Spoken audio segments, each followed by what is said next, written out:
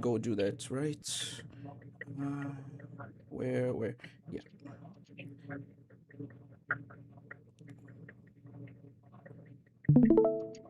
perfect. Okay, hello everyone. Thank you all for coming to the stream. And today we have quite the interesting proposal, right? We're going to be trying to prove how um what's the name? Haru Urara is in fact the most Goonbait Uma ever made. Which is going to be quite fun. Interesting. Let me see if I can perfect. No, I think I should go here and then perfect. Now. Yo, I missed the last couple of streams. Did you beat Monica and Little Witch Nobita? Welcome to the stream, son. And no, unfortunately, some problems occurred, and we couldn't. But yeah, for today, to start off the discussion, I like to go over a bit of recap because a lot of the points I'm going to make are like points I already made in quite the old video of mine. So what we're going to be doing first is we're going to be watching that video. All of us, me, Inlu, the T, Regios, Kodokunasu, are going to be watching the video and kind of reacting to it, and I'm going to go off from there and continue my arguments, and you guys can comment what you agree with, what you can add, what you disagree with, etc. Your own takes. Oh, and welcome, Akira. Yeah. Welcome to the stream. Okay. uh is everyone ready? If you are, I'm going to start the video. I'm ready. I'm ready. Kodokunasu. I'm ready. Perfect. 1, 2, 3, Oh, go. something. What was that? Or something? Somehow your stream on Discord doesn't stopped working, but don't mind me. Just start. Did the string stop working for either of you guys? I still see it up. No. Okay. Well, it's going to have to be this way. Things are going to have to. We're going to have to go through this. My YouTube app is being a bitch today. Radio way, you cannot start a stream in the middle of my gooning section. Watching an 18 hours playthrough. Welcome to the stream, Dragon Quest Enjoyer. But we lost too much time. Let's begin. Okay, kinda sudden, kind of out of nowhere, but I just gotta commentate on this because it's just the stupidest thing I've ever heard. If you haven't heard, the creators of Umamusume, a really popular gacha game that still hasn't been localized, have shared their plans of doing so, of making a global version of the game. Is that FGO Arcade? No, that's a old Fate game called Fate Extra Extella Link. Yeah, it's Fate Extella essentially. And there's a first game to that series, which is it's kind of difficult to explain. It's not Fate Arcade. Of course, attracted the attention of many new fans who, like gacha game fans tend to do, saw these humanoid I don't horse know if girls this and is said, intended, "Hey, but I hear no sound on the stream. Yeah, I was wondering that too, actually. what do you? Oh, fucking hell. Okay, let me see if I can fix that and see options.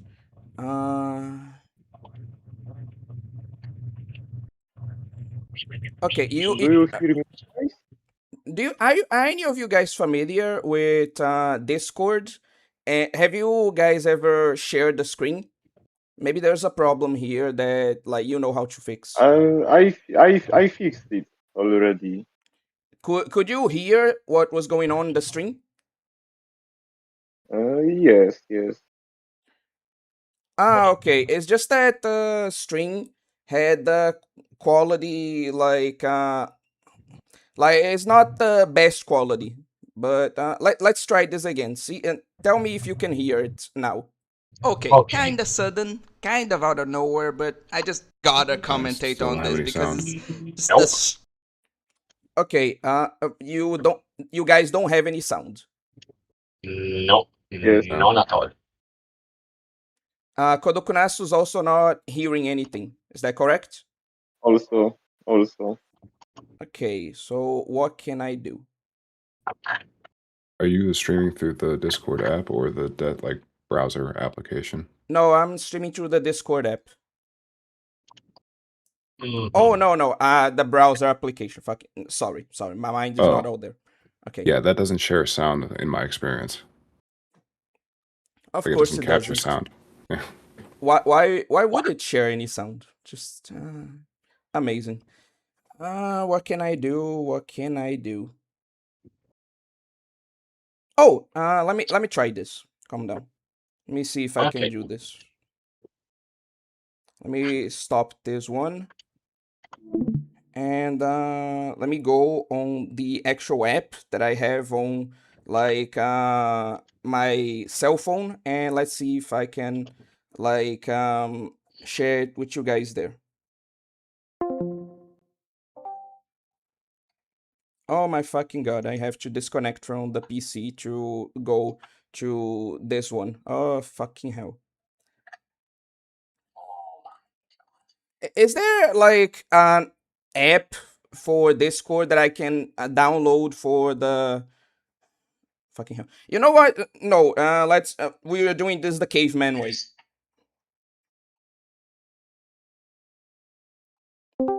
Okay, we're It's a doing this the Discord app for desktop computers. okay. I know that there is, but we're doing this the caveman way.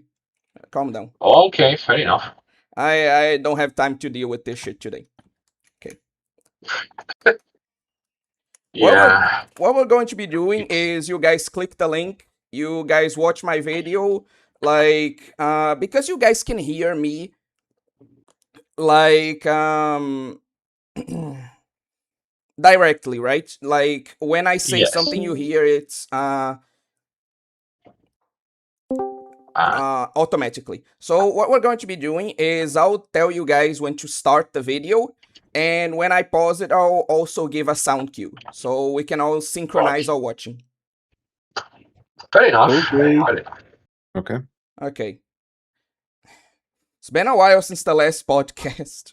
Yeah, it has. Yeah, it's been quite a while. It's, But well, it's just that most things that I have to talk about, I generally like to talk about during the gameplay streams. mm, makes sense. But yeah, sorry for the uh the technical issues. It's just not been too good today. I apologize. But yeah, are you Right. guys already like at the video? Like, do you have it open? Yep, Yes. I'm ready. Yes, I have it open. I'm ready to play. Okay, so let me count to three. One, two, three, start.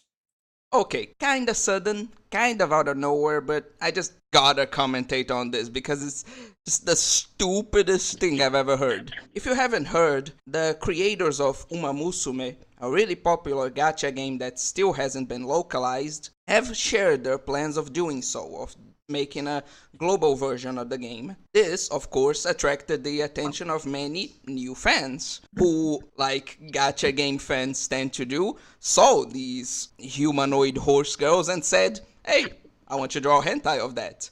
And now both the creators and a bunch of artists, JP artists who like the game, are saying, no, but there are guidelines and we can't draw lewds of the horse girls. It's prohibited because this. A lot of people are saying that like my voice sounded different. It's just because I had a different microphone back then. Mhm. Oh, sorry, I have to give a. Might upset. Sorry, I paused the video. Fucking, I'm Oh. already fucking up. God damn it. Whatever. It's still good. It's barely like an inconvenience. Let's continue. It's the Yeah, horse let's continue. owners of the horses who share the names with these girls and who might want to take them out of the game because of that. It might upset them, and that's why we shouldn't do it. And so a bunch of people got upset. What do you mean I can't lead the horse girls? And if this was any other channel, of course, I'll be taking pot shots at the easy targets, right? Like saying, oh, you can't play one gacha game without looting it, Coomer? Ooh, you're a loser, etc. But since it's this channel, you know exactly who I'm going to make fun of. Like, who the hell thought this was a good idea? Okay, let's try to see this from both the creators and the horse owner's perspective. Right? They made a gacha game, one of the types of games with one of the horniest fan bases ever, just so you have an idea of how horny gacha game fans are. This is Limbus Company. This is a game where literally every single girl in it is covered head to toe in a suit. The loosest, most modest type of clothing, well, one of the loosest, most modest types of clothing any human could wear, and they're still looted to all hell. Let me give you an even better example. Nikkei. In This is going to be a good we one. Had this whole debacle because Makima, one of the collab characters. No, it's just that, at least for me, I don't know for you guys, but for me, I'm in the part of the video where I'm explaining like how horny gacha game fans are. Like, are you in that part of the video?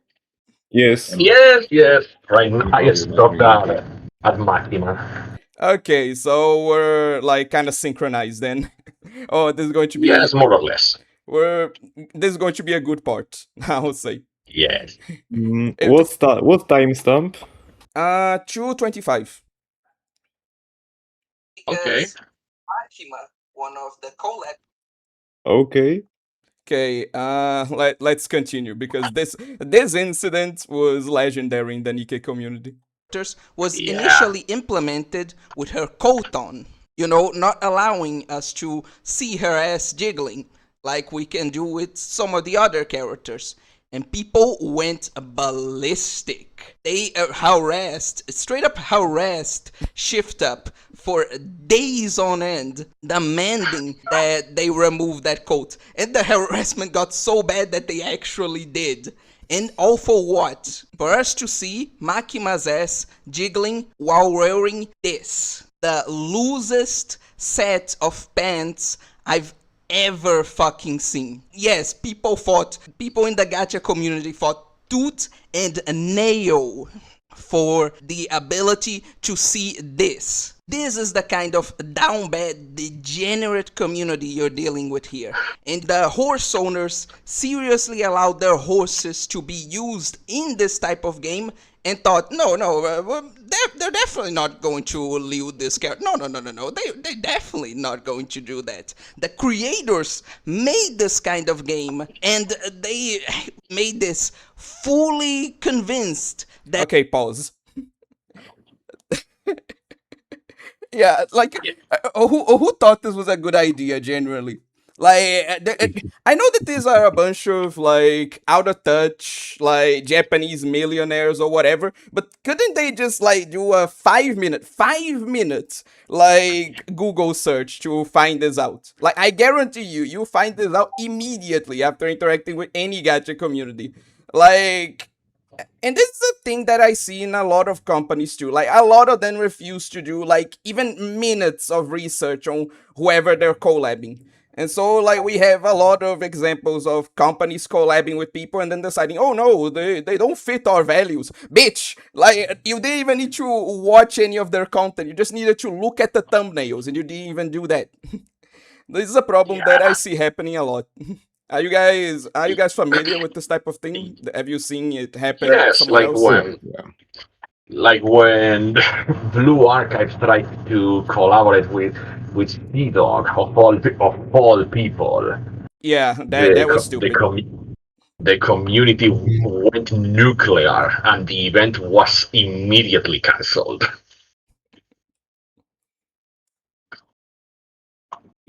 You were going to say something in Liberty?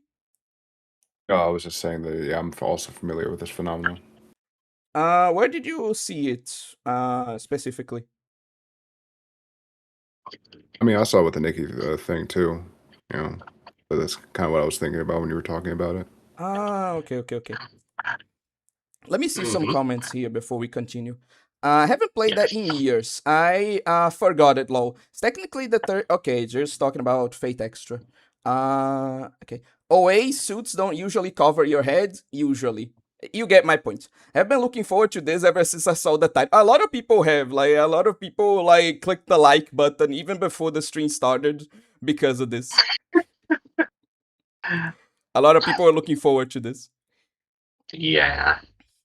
They should be more based like the World War II pilots who are still alive. One of them still alive and actually likes seeing that Strike Witches turn him into an anime girl. And yes, the Strike Witches girls are based on specifically on the pilots, not the aircrafts.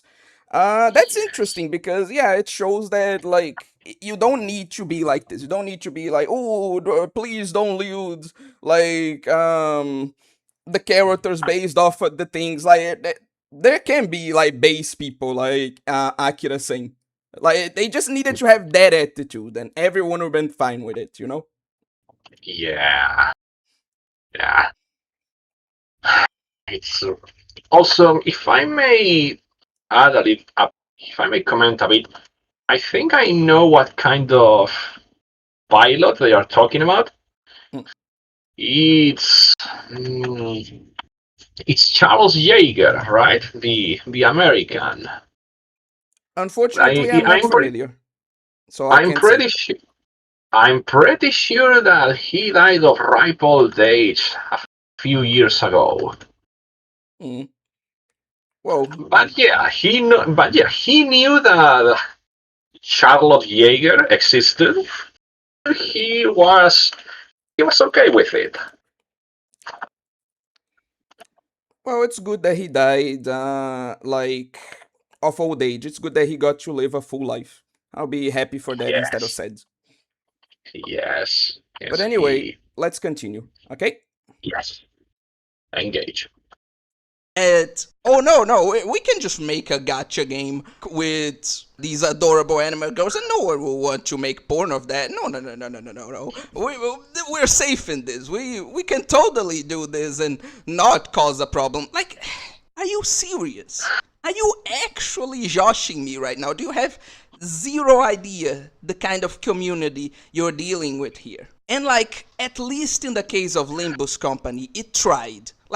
Its characters are still sexualized to high hell, both male and female, right? Even though they're wearing the most modest clothes ever. But at least they tried. At least they tried to desexualize. At least they tried to make sure that these characters are looked at in this light as little as possible. Umamusume didn't even try. Look at this. Look at these tiny ass miniskirts. And none of you go tell me that, oh, it's just because Japanese girls wear these types of miniskirts to school. There's nothing lewd about it. This is totally in here because of story reasons. No. There are absolutely longer skirts that girls can wear. Heck, you see this in anime. There are tons of anime that show that girls can and do wear longer skirts. If they didn't want these characters to be sexualized, they could have at least tried with that. And heck, this isn't even the worst example. Look at this. They literally made a bikini event. They made a fucking bikini event and were Pause. Like, Pause. no, people. It's yeah, it's funny though because you can tell this video is quite old because at this point they didn't just make one bikini event. They made multiple bikini events. You know? So it's wedding dress events. wedding dress event. We're going to get to that. We're going to get to the fucking wedding dress events. But like they're doing all this, right? again, we're going to get into Yes. the sheer like a level of the bullshit that they're pulling, but they're saying like, no, don't leave the characters, you know. Yeah, it's already looking very very stupid. And the worst part is like if you see like those like Tumblr style fan arts that have come out of Umamusume ever since the global release, you can see that yeah they really could have, it wouldn't have ruined the design or anything, made the Umas with longer skirts, and it would have desexualized. And again, they could have tried, you know, they really could. But anyway, moving on. Uh, Yes, let's move on. I'm not going to start the video yet. I'm actually going to read the comments. Bro, gacha is basically gambling, but you gamble on 2D anime characters instead of money. Do these people think that whoever spends money on their 2D waifu has any wholesome intention in mind? That's a good point. Characters in gacha games need to be attractive for people to pull. Also, are these horse owners dumb? Like, of course, transform my male horse into a cute anime girl with a miniskirt, tie highs and double Ds, but you'll not allow anyone to lure him though. And it's another thing like that is a good point, because one of the horse owners like literally went out of the way, like the horse owner of Daiwa Scarlet went out of the way to say, no, you make sure like that the anime girl version of my horse has like either the biggest or one of the biggest chests in the game, or else I'm not allowing you to put it like in the game. He said that, and then he said, oh, but don't allow anyone to loot them though. Wow. What's the logic of that? Well, yeah. Yeah, that's just no. That doesn't make any sense. It really doesn't. But anyway, do you though because I want to make sure that you guys aren't like feeling excluded. So in Ludity and Kodokunasu, do you have anything you would like to add? I was thinking that the guy who wanted his horse to have big tits was thinking like they'll be number one because they have the biggest tits. But, I Yeah, mean, that's the they guy. don't want to. Yeah, they don't want to see them getting railed or anything. I mean, I can sort of get it. That's that said. That said, if I may comment something, Mm-hmm. there was this incident where one of the owners of the horses, in particular the owner of Seiyun Sky, Mm-hmm. was looking at fan art of the Umamusu version of Seiyun Sky, Mm-hmm. and he stumbled upon Guru art. Mm-hmm. And he went ballistic and demanded Cygames to take drastic measures. And that's why the adult content ban is in place. It's because of that particular incident. Yeah, but one, they don't enforce that like in any way consistently, and two, like because you can still see like on Japanese sites like Pixiv or Twitter, right? That people do make lewds of the horse girls, and sometimes they let like the most like disgusting kind of thing go through, and then I saw that there was some bullshit. They censored an artist for drawing like one of the male characters kissing Anuma. Let me make this clear. He censored the art of two characters kissing. So no, I'm not Wow. like taking back my comment. These owners are still stupid. Yeah, definitely. I mean, complaining about a really disturbing fan art, I can understand, but banning going Madagascar on all adult fan art is just, it's out of line Yeah. and out of touch.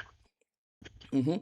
And to address what Inluduty said, like again, I sort of get it, but you can understand my point too, right? That like I sort of get the owner's point as well, but he should have understood the assignment that yeah, if you do that, like there's going to be more of a chance that the a horse gets looted.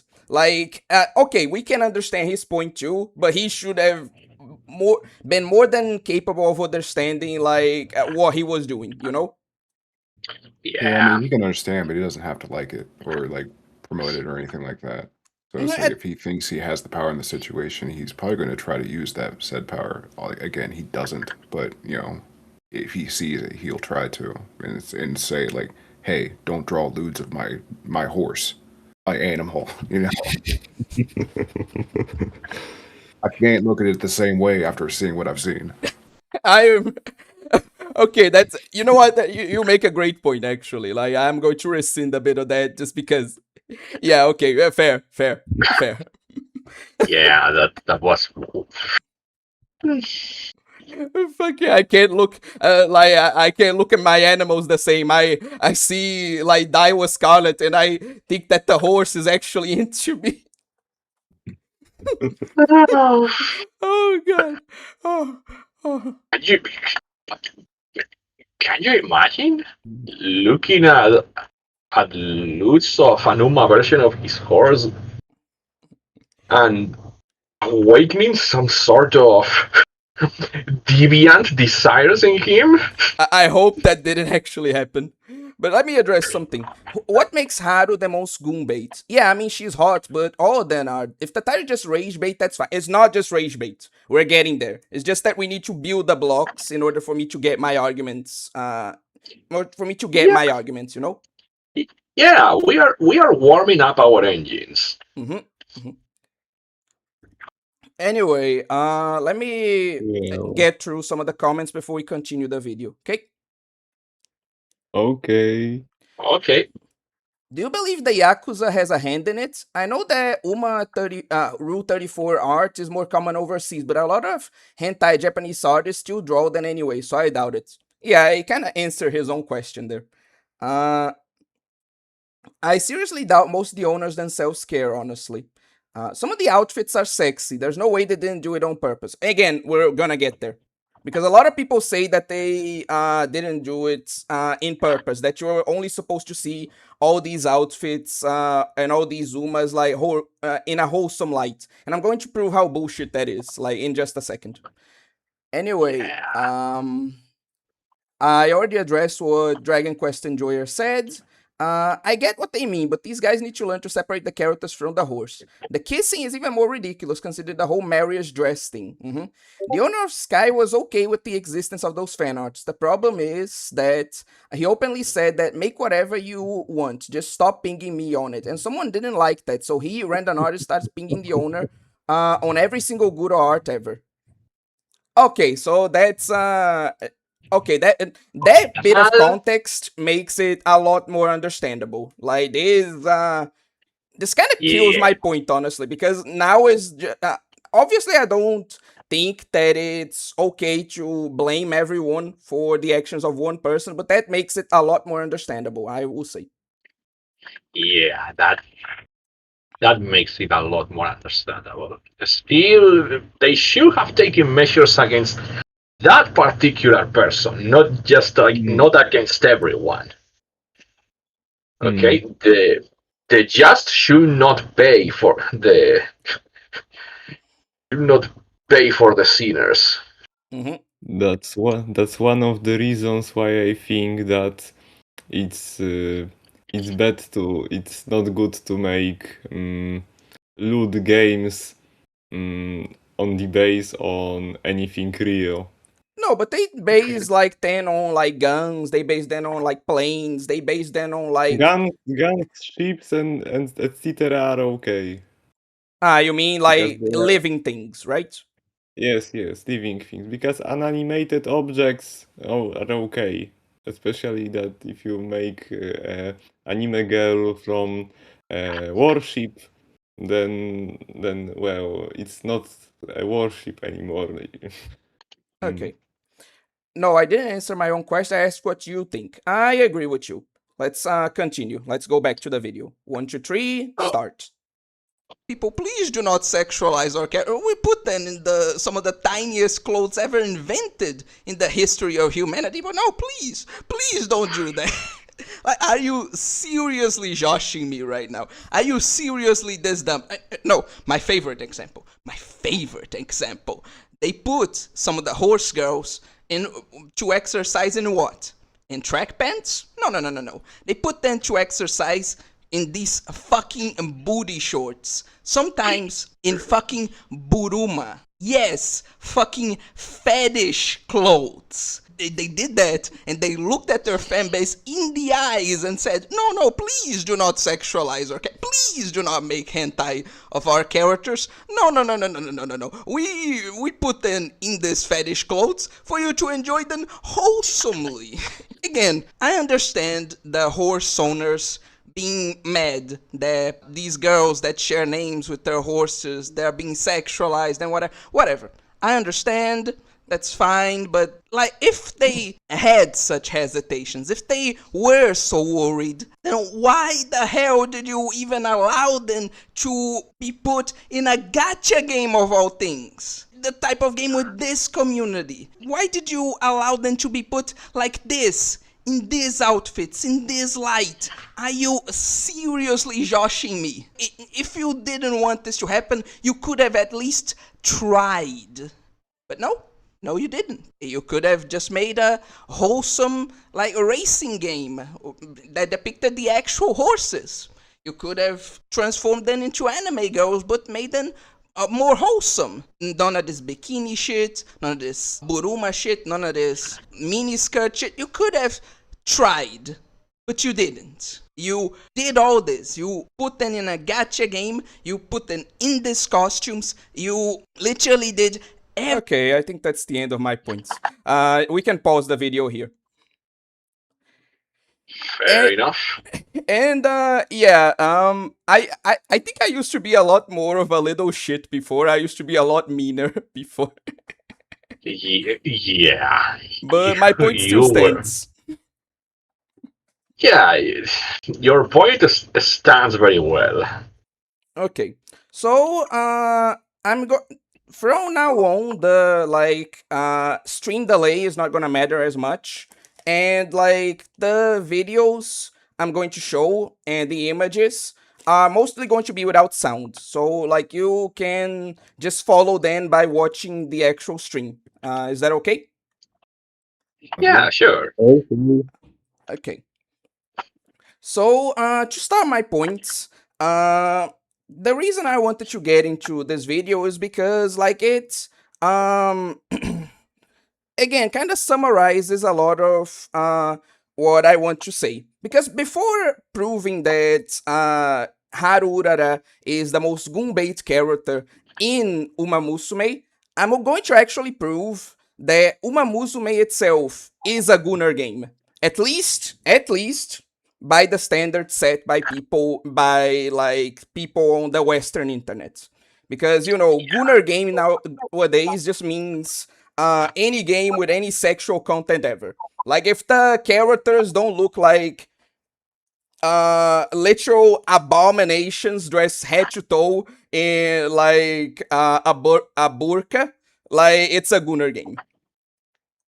You know, and by those standards, Uma Musume absolutely is a Gunner game, right? Yeah. And a lot of these arguments that I made like help to prove that. But the one thing that I think helps to prove it even more is like Zenless Zone Zero. Because what is Zenless Zone Zero? It's literally just a gacha game where like the characters are all 3D, right? So you can angle the camera, as you can probably see or will be able to see in the stream in a bit, and watch the characters like butts. They also have somewhat little designs and animations, as I'm going to demonstrate to you guys. Right? Let me just find it here.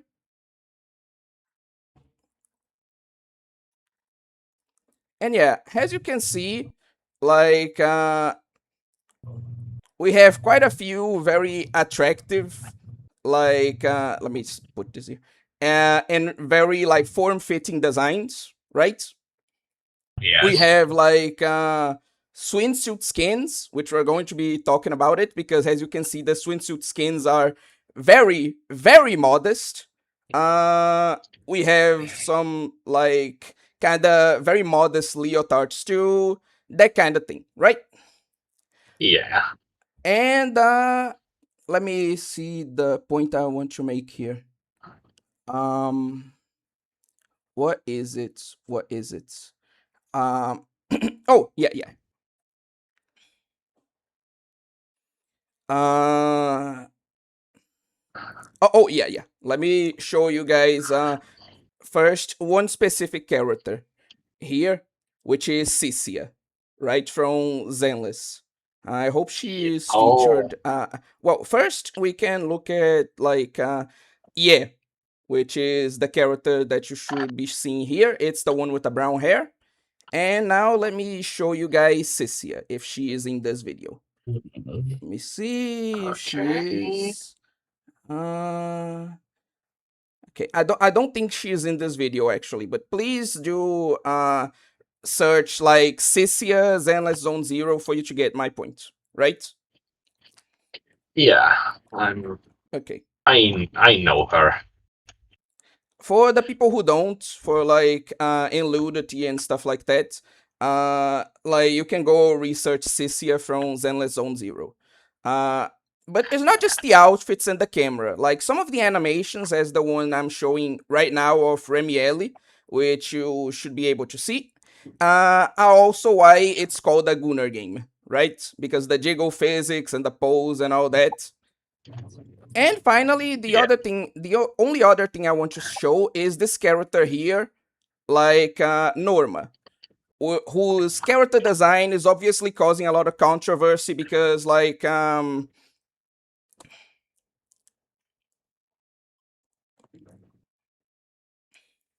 lolly character and she's being lewded and she's showing too much skin, etc. You know? Blah. Mm-hmm. Typical anti-stupidity. Mm-hmm. Okay, so I made my points that these are the reasons why ZZZ is called a Gunner game. Do you all understand or do you have some doubts before I continue? Okay. Basically No, on the same page, it's I guess. crystal clear. Kodokunasu? It's clear. Okay. Now let me show you a little mod here. What I'm going to be showing Oh here boy. is a mod for like Zenless Zone Zero, which puts Haru Urara in like oh wait, no.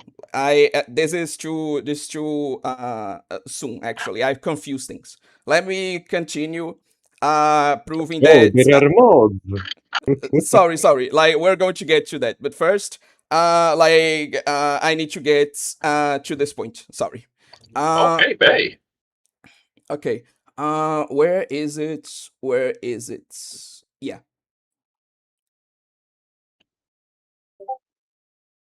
Okay. So you guys saw the like swimsuit models that they put some of the Zenless Zone Zero characters in. Like some very held back, some very like essentially kind of censor designs. They want to implement a swimsuit, but like the Chinese government won't let them, that kind of thing. Umamusume doesn't have that. It has like literal and very like in very uh like showy actual swimsuit skins in the game. And it's not just with this character, with Ancient Flash. Like, let me show you guys something here. Where is it? Where is it? Yeah, that should be here. Okay. It's not this that I want to show. Let me see where it is. Okay, yeah. But I think you can see my point. Like, it's not just Asian Flash. There are characters like Gold Chip there are characters like Maruzensky, Daiwa Scarlet, Special Week, who all have like actual swimsuits in the game instead of like all that like censored stuff that there is in Zenless Zone Zero. So in a way, actually, like Umamusume is not only a Gunner game because Zenless Zero is also a Gunner game. It's more of a Gunner game because like we can actually have like proper swimsuit like outfits, right? Yes. Okay. Next point, jiggle physics. A lot of people try to argue that like Umamusume doesn't have jiggle physics and that kind of fan service is what they try to avoid. Absolute bullshit. Like, and to prove it, I'm showing you guys footage of the game unmodded, because every time you see you show Umamusume jiggle physics, people say, "Oh, you modded the game." No, completely unmodded. This is a stream. Let's see the jiggle physics in the game. My Okay. God. Okay. Okay. Wait a moment. Wait a moment. So, with that done, let's go to some of the animations that they make for the characters. Some of them are more wholesome, obviously, so we're going to be skipping that and going to like what I actually want to show. Let me see if it's in here. Yeah, I think that it is. Okay. Yeah, you can see it for a brief moment, but there are lots of animations in Umamusume, especially training animations that are like that. Like, because you might say, oh, it's just a second, but this is just an example of what I'm trying to, of what I mean. Like, in Umamusume, we have several, like, because it's a racing game, right? Kind of. It's a game where you watch the races, but you get the point. And, like, during the races, you can, like, switch to various angles, one of which features, like, very low angle shots of the girls running. So obviously, since a lot of them are wearing skirts, as you probably saw, you get a lot of upskirt shots. And you get that a lot in like the training animations too, with the Buruma and the swimsuits. You get that like during the races themselves, and you might say, oh, but they are wearing shorts. Well, yeah, but some of them, these shorts are particularly small, particularly tight, and sometimes they don't even wear shorts, because like doing the when you get the summer skin, the swimsuit skin, you can't just see the swimsuit on the race. They actually race in the swimsuits. Doesn't matter if it's like freezing in the actual racetrack. It's pretty funny. And so you can see a lot of like low angle shots of that. And for characters specifically, like the one I wanted to allude to, let me see, Mihono Bourbon, right? Like, this is her regular racing costume.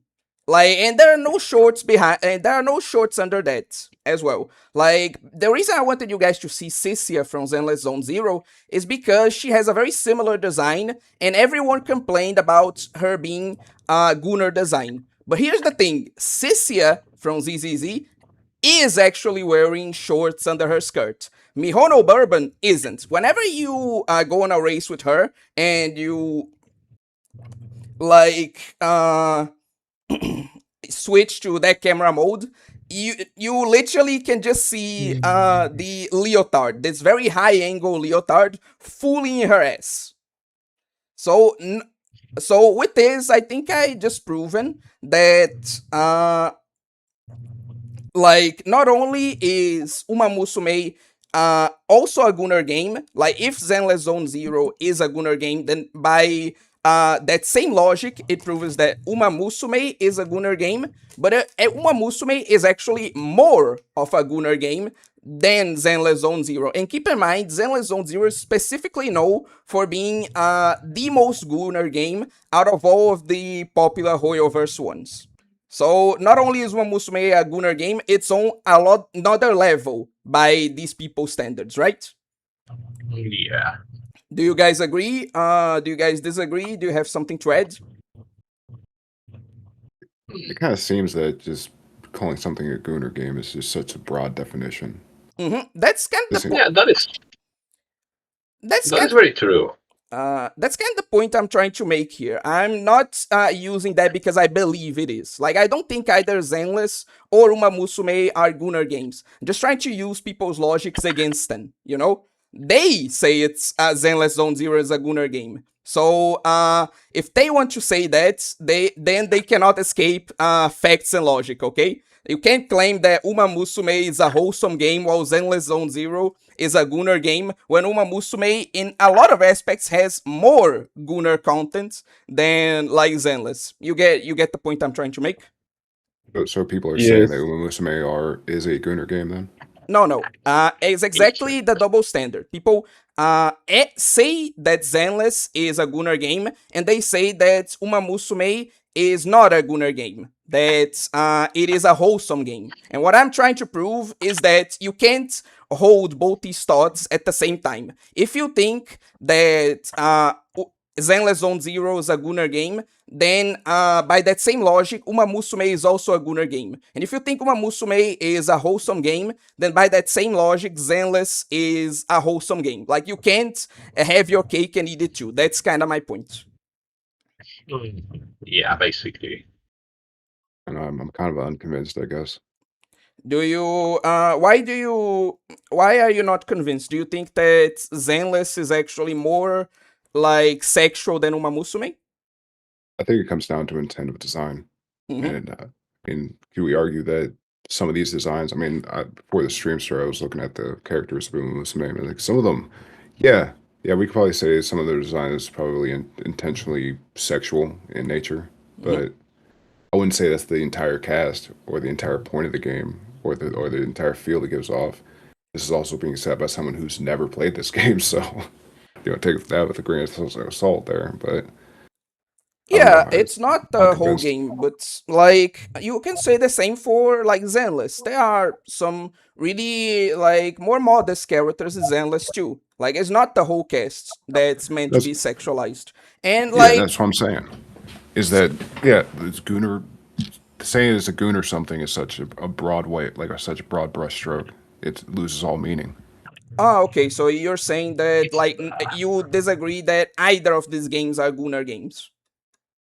I'm saying you can say they're both Gooner games because it's such a wide thing that you're trying to like such a wide net you're casting out by saying it's a Gooner game. Okay. So what exactly is your point? Like, because again, I'm not using my own points. I don't believe these things. What I'm trying to say is that by using the logic of the people saying that, you can't have your cake and eat it too. Like, I believe that by these people's logic, if you call Uma a Gunner game, no, if you call Zenless a Gunner game, then Uma, like, by those standards, because you need to apply your standards like equally. You need to apply your standards the same to the situations, right? So Mhm. if you say that Zenless is a Gunner game, then by your own logic, Umamusume is also a Gunner game. And if you say that Umamusume is a wholesome game, then by your same logic, like Zenless is a wholesome game. Like, if you apply your principles consistently, like, you can't say that one is and the other isn't. That is the point I'm trying to prove. Sure, I could agree with that. If you're measuring something tit for tat on the same metric, yeah, you can build a strong argument. But I think people who apply things like Gooner or whatever to their argument are arguing in bad faith at that point. Oh yeah, that's one of the points I'm trying to prove, that they are arguing in bad faith. Okay, so we're probably on the same page then. All right. Okay, perfect. Kodokunasu, do you have something to argue? No. Okay. Now, before we go to the next point, I'm going to address the comments because it's interesting that someone said an interesting argument. Let me see this. Okay. The Monster Girl Encyclopedia author tries to ban certain content because of trolls too, and it's worse in its case because MGE is a hentai work. Interesting. I mean, you can lewd real things. I would say don't lewd specific living things, but if you do, be careful. Like, you can totally lewd lewd the female and male anatomy, cats, neko girls, dogs, sheep.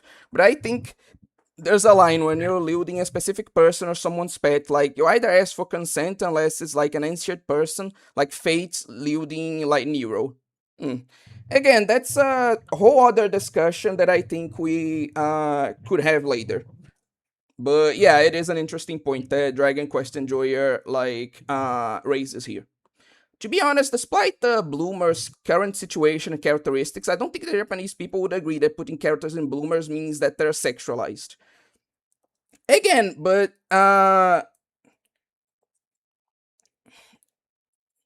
like I don't get this logic because again, like you're saying that I don't know, maybe in the way they're drawn, you could say that, oh no, like, because sure, you put them in bloomers, but it wasn't meant to be looked at sexually. Like, if it's like the same thing as putting Homer Simpson is like in like his underpants, right? It's not meant to be viewed sexually. But again, you can see how they draw some of the Uma characters. Like, they draw them to be pretty attractive, and they definitely draw attention to the legs, to like, especially in some of the outfits, how tight the bloomers are, right? So I can see Sun's point, but I just don't agree that like in this specific case, like it isn't sexualized, or at least that uh it can't be interpreted sexually, given how attractive they made the characters and the clothes feel. But what do you guys think? Do you agree with Sun, or do you think I'm coping on this? Hmm. For reference, let me put like actual Haru in like on the screen, so you guys have good like comparison. Like, let's look at this. Like, you can see how they draw the details in the bloomers. They draw attention to the legs with like different like details here. I forgot these things are called band-aids. With like cute socks, emphasizing things. I think it's very much like, if you don't want to say sexual, at least it's meant to be viewed as attractive. Can we agree on that, or do you Definitely. have objections? Sure, yeah. No, no objections here. Okay, We don't have any objections on it. okay. So let's continue. You can totally leave the. Okay, I already addressed this. OA has mentioned that Buruma actually got phased out IRL precisely because it's so lewd. Oh wait, is that the ZZZ agent who has a clap sound effect in her butt jiggle physics? I didn't know that actually. Okay.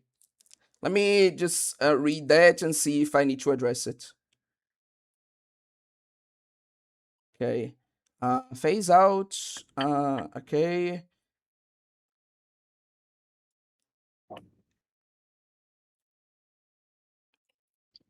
Again, but like, it really depends on how they're drawn, because like Sun is saying that Japanese people have a strong line between somewhat erotic / cute swimsuits, otaku costumes like bloomers, revealing cheerleader outfits, and porn, sex acts. Okay, but like, for example, panty shots, for example, like beach episodes. Like, sure, they're not porn, okay, but they're very much like sexual content. They're very much content that's meant to be like titillating, attractive, etc. And like putting a lot of that content in there and then expecting people not to then obviously act on that attractiveness or to make that kind of art, I think it's stupid. But what do you guys think? Hmm. You can make anything erotic. Doesn't really matter. It's Mm, just what the audience's Yeah, reaction to it is. fair, fair. yeah. Personally, hmm, I think that the audience's reaction is what's most important. Okay. Uh, Hmm, no, but he One, continues his argument here, so I'll address that. A lot of controversy where Twitter doesn't count. Twitter is where all the controversy is. If Twitter doesn't count, then none of this whole string doesn't matter. Okay, we need to act as if Twitter matters just for the string. Okay, I'm sorry. yeah. Uh, Good example is how kids anime in Japan, such as magical girl shows or Pokemon, nevertheless depict their characters in swimsuits, cheerleader costumes, bloomers, or even nude at the bath. Yeah, but again, like in those kid shows, like because you're underestimated or not viewing things. Like in those shows, these characters are still meant to be like viewed as attractive. There's even a scene that's censored in like Yokai Watch where the boys are like looking at a magazine of girls in swimsuits. Like, it's not just because it's meant for kids that those characters aren't being like sexualized or aren't meant to be viewed like as attractive. Because again, like when people say kids, people think generally of like 8-year olds or like 9-year olds, for which, yeah, Sun would have a point. But a lot of these shows are also made with like 12-year olds, 14-year olds in mind, which are like kind of that period in your life where you're a hormonal teenager. So absolutely like not porn, I agree, but a lot of these characters are being sexualized, and I don't think it's controversial to say that. Hmm. That is true. Okay. That said, I'm be right back. I'm gonna go get something for dinner. Okay. Do you have Kodokunasu, do you have something to add? No. Okay. In Ludity, I think just added his point here, so I'll continue. Xeon's 474 racism. I have no idea what you mean. You're gonna have to elaborate on that. Norma marketing tweet went controversial because girl, lewd lolly, plus the fact that the tweet is written, I'm not a kid anymore, Lamau. Mm-hmm. That's what OA meant. Is that the like Clankeruma? Yes. Okay. Gunner game is not a sincere term. I only support its users for the purpose of trying to filter tourists. Again, like we're using the tourists like language here. We're trying to see things from like their point of view, from like we're trying to confront their arguments. That's why I'm saying that. I mean, I guess before you go on, I would like you to outline what exactly people are saying is a Gunner game by definition. In other words, what make the term Gunner game so broad by their criteria. That's the point. That's my point. People don't have a criteria. People don't apply things fairly. Because if they did, they wouldn't have these opinions. That is my point. Okay. Japanese anime will draw and design characters in a deliberately sexualized way. They just don't think this is as big of a deal as we do. This happens kid anime too, like Pokemon has fan service. And again, that's my point. I hope you turn parts of the stream into a video. I'll try. I'll try to condense things, to do my arguments. I'll do what I can. Okay. Uh, Honestly, do you remember Suna from ZZZ's Maid Skin? I remember some people saying at least they made her wear bloomers to keep out some weirdos, and I may be very wrong, but aren't bloomers a common fetish among lolicons? Like, the most amount of comments I saw from lolicons were complimenting the choice of bloomers. Yeah, because again, aunties don't know anything. Okay, I just agree with Sun there. And like, now we can continue. Before we get to the next part, which is finally like addressing the main point of the video, like oh, I didn't even like show you guys, but there are also some like winning animations with umamusume that like feature like panty shots or like upskirt shots, at least things like that. But yeah, do you have anything to add before we move on, or can we move on? Okay, if we move on. Okay. So to recap,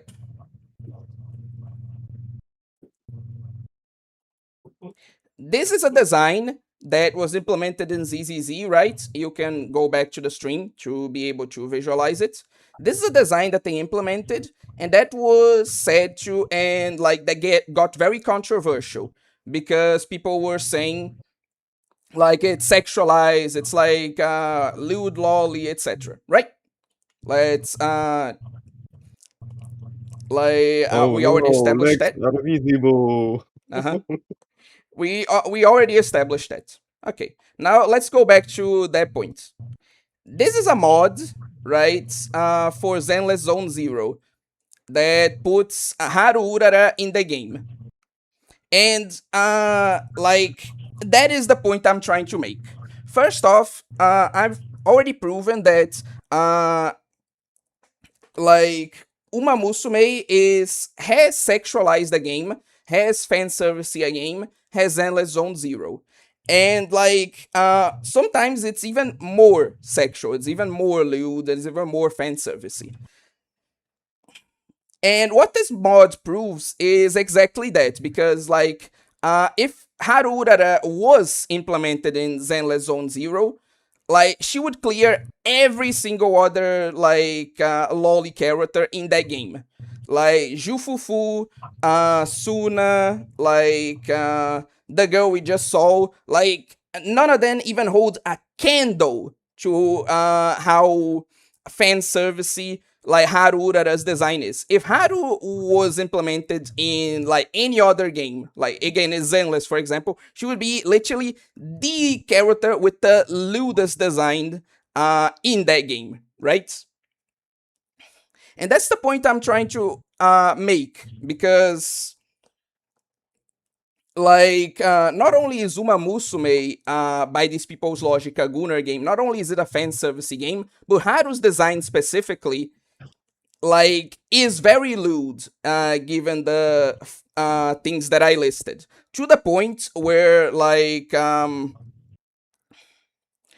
if she were to be implemented in the game that they call a Gunner game, she would clear everyone. She would be the most Gunner character like in that game, right? So that's the that's the first point that I think helps to make Haru Urara the most like Goonbait Uma in like Umamusume. But the other point is exactly a lot of again the art that people make of the character. Because if we look at the character design, it has a lot of the things I listed as being like the sexual, the fan service points of Umamusume. Like the bloomers and like showing leg, etc. Right? And if you see it in her body, you can see that even her in-game model is already like, it's not just the costume, it's the model itself that's quite curvy. As we can see in the mod here, like Haru Urara doesn't have a very like plain or very like unattractive body. She's designed to be curvy. She's designed to be like attractive in the same way that a lot of the Zenless Zone Zero characters that are viewed as like these lewd lollies worthy of controversy are. So we have the costume that's literally like a fetish costume. Let's be real here, and it's their main like racing outfits. And we have the body that's literally like the body type that people say is like problematic, lewd anime body type sexualizing children, right? So we have a design so lewd, it would be the most lewd in the thing that people call the Gunner game, combined with the body type that people always complain about and say that it's sexualizing like children. You combine that all into one single character and you have Haru Urara. By these people's definition, Haru Urara is a lewd lolly, and like Umamusume should be cancelled for making this design. You know? That is why I think it's the lewdest in what I already show is a very like lewd game. Of course, in Ludity, I think would not be able to talk much about this because he didn't play Uma Musume. But like, you can at least understand my logic, right? Or do you have something to say? No, I follow you. Okay. What is my other point? Oh yeah, and like the game, kind of makes this like the game kind of um doesn't make that very clear. It doesn't make very clear just how lewd her design is, but you can see through like her animations in Zenless, uh like kind of what I mean. You know, especially hope they show like no, but this would be I will have to kind of grasp at straws. I will have to kind of pause stuff like that. So a better way to show that is through like fan art, because you might say, "Oh, but it's fan art." Yeah, but it's fan art of the outfit, and it shows like how lewd the costume is. Not only by the way it's implemented, but if you think about it, because a lot of costumes like they vary based on like Sun was saying how they're implemented in the game. So even with all the things I mentioned, maybe people could say, "Oh, but it's not a very lewd costume because of how it's shown." Okay, but like if you think about it, uh, like sure in the game, maybe. I'm not saying I agree with that. In the game, maybe it's not that sexualized, but the costume itself and the character design itself is. And that can be shown by when people implement it in other ways, such as with fan art. Let me see if I can find it here to show you guys. Okay. It should be okay. Here, for example. On like my thumbnail here. Like you can definitely see how sexy this design can be, like if you put it on the right angle, right? And we also have like pictures like these that I collected for the video. These like we show the tummy, for example, and some more details in the bloomers. This one which shows how it would look like if the graphics made certain assets more detailed. These one. So yeah, I think the point I'm trying to make here is that like Haru Urara is a very like lewd character design, both in her body, in her clothes, in the concept, and what you can do with it. She is like very lewd in an already lewd game. So, in my opinion, due to all these things, her design completely clears in terms of being quote unquote Goonbait. Pretty much every single other one in Umamusume and Zenless, which as I've shown here, not exactly slacking. So she clears a lot of other designs that are already sexy, it's why I believe her to be the most Goonbait Uma ever made. But if all of that somehow wasn't enough to convince you, I have one last weapon at my disposal, and it's this. Now, obviously, I can't show everything here, so much that I'm going to have to deactivate this for a bit. But this is a manga called Haru Urara Gambaru, right? And like it's one of the oldest pieces of Umamusume media ever made, and it's one that features like Haru Urara pretty prominently, and it's also, I believe, the lewdest piece of media like ever associated with this game. I'm going to show you at least a couple, you guys, at least a couple of pages to like so you guys understand what I'm talking about. First off, this one, like we can literally see not just in fan art now, but like in official, again, this manga is official umamusume manga. Her whole ass all like display and with a lot of detail. Okay.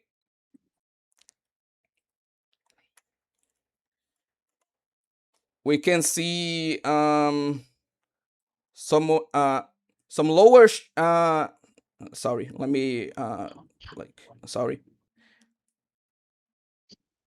I can't show it actually because of the way things are set up here. Maybe if I put it, yeah, put this page here, and I still can't. But you should be able to see that this is supposed to be a very like low angle shot of her, right? Yeah. And let me put it on some of the other ones.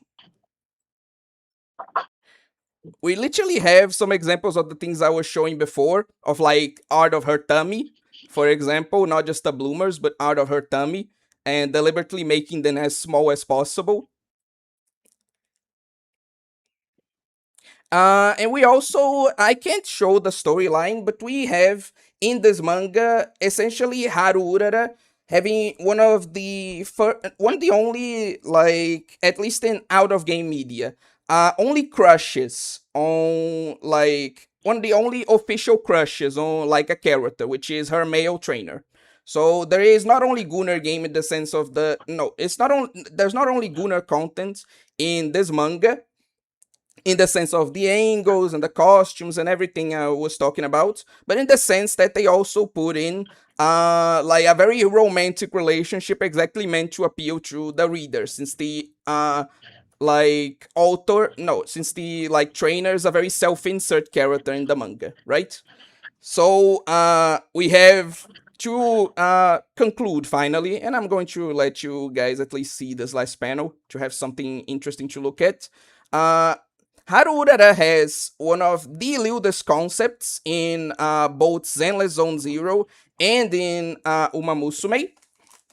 She has one of the lewdest costumes with a very sexualized, by at least the people who make this argument standards, body type. And she is prominent in like the absolute most fan servicey, most sexual piece of Umamusume media ever made. So yeah, it's due to all these things that I fully believe that Haru Urara is in fact the most Goonbait Uma ever made. Like, because it's everything. It's her in-game costume, it's her in-game model, it's the animations, it's like the concept and what people can do with it, and it's literally like being the central character of the most fan servicey piece of Uma media ever made. So with all these things combined, those are what make me genuinely believe that like Haru Urara is the most Goonbait Uma ever made. But what do you guys think? And first, I'm going to ask my guests here, and like after that, I'm going to be addressing some of the comments and what they think about my logic. So, do you have something to add? Mm, I don't actually know enough to argue against it, so I'm just gonna have to agree, even though I No, think I like some you other designs more. you completely exhausted the topic. Okay, so let me address some of the comments, and like I think I proved my point well enough. A lot of people are like agreeing with me. And after that, we're going to move on. Kodokunasu specifically, do you still have that script that I sent you for the interview? Yes. Okay, open it. We're going to be after that, because this is still going to go on for a while. So if Enlility needs to leave early, since this is going to be a pretty extensive stream, I totally understand, and we can have a little like farewell for you whenever you need to go. Okay. Okay. I mean, I probably have another hour in me, but yeah. Okay, perfect. First, let's address the comments, and then we're going to get to the interview, and I would like you to at least stay for the interview, because it's an interview with Sumika, which is an artist that I promoted on the channel before, that is making Black Souls inspired games, and at this point has released at least a demo for like a Black Souls fan game, which is a remake of Red Hood's Woods. So I I think got I've an seen that. interview with Yeah. him. You see it? Yeah, on Twitter. Yeah, I think I've seen that. But that's cool though. Mm-hmm. I got an interview with him, but unfortunately he couldn't come to the stream for me to ask him questions directly. And so what we're going to be doing after that is that we'll be narrating my written interview that I had with him on Twitter with Kodokunasu reading his answers and me reading my questions. Okay? Yes. And after each question and answer, I like us to comment on a bit on the interview, especially you and Ludity, since I believe you know Black Souls, especially even better than me. Correct? I mean, maybe. Hopefully. Yeah, hopefully. Yeah. Anyway, to the comments. Whoa, hell yeah, it's sexualized. Is the model ripped from Uma? I don't know. I'm pretty sure it isn't, but it's very accurate to it. Okay. I would like to say that my opinion has not changed. That Mexico. Okay. Okay. Uh, who is the tightest Uma? It's Haru Urara. We already established this. Also, welcome to the string, Amigan. I've seen it said that Haru's outfit looks lewd on anyone except her, and it honestly rings true for me. It does not ring true for me. I think it absolutely looks lewd on her too, and I think the manga and a lot of the fan art and even the in-game model help to prove that. Yes, and Gamigan seems to agree with me because he says that Uma got a nice ass. Anyway. Uh this is official, lol. This is official. A lot of people don't know that, but the Haru Urara Gambaru is an official manga. And is again the lewdest piece of official media that is in Umamusume. And again, Haru Urara is the main character in that, so you get the logic. Uh, Rip Haru Urara, by the way, the real one. Yeah, fair. She has bigger thighs than Agnes Digital. True. And welcome to the stream, Victorino. Yeah, I can see it honestly. Just reading the title made me see it. I just didn't have the words for it. Okay. So it seems most people agree with me. Uh Also, welcome to the stream, Lunan D. Roger. I mean, she's cute and funny. That's all that matters to me. Holy shit, Lexos being an inspiration again. Love to see it. But I gotta say, my favorite Uma is Gold Chip. It's most people's, and I can definitely see why. But yeah, with that out of the way, I think most people can agree with my logic. So, internet treating you well today, don't fucking jinx me. And also, welcome to the stream, Evil Bookman. But yeah, with that out of the way, let's get to the Black Souls interview. You have your archive ready, right, Kodokunasu?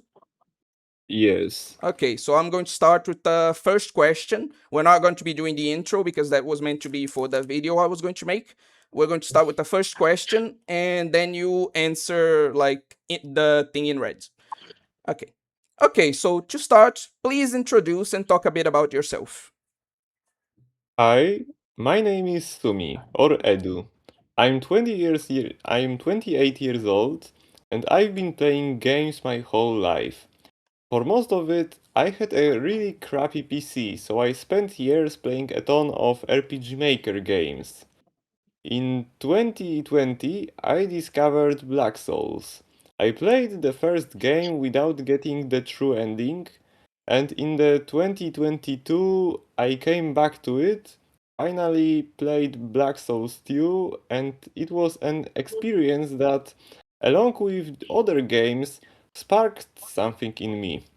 It made me want to draw, to make games, to create something. Because of that, I got back into drawing after years, and honestly, it changed my life quite a bit over the past few years. I left my job, so now I work on commissions and a lot of more stuff. Uh-huh. And I already kind of addressed this, so I'll just be reading what I had in mind. To be honest, I relate to this a lot. Granted, I only spent a relatively short part of my life with crappy PCs that could barely run visual novels. Yes, that was a thing. My first laptop struggled to run what's the name of it?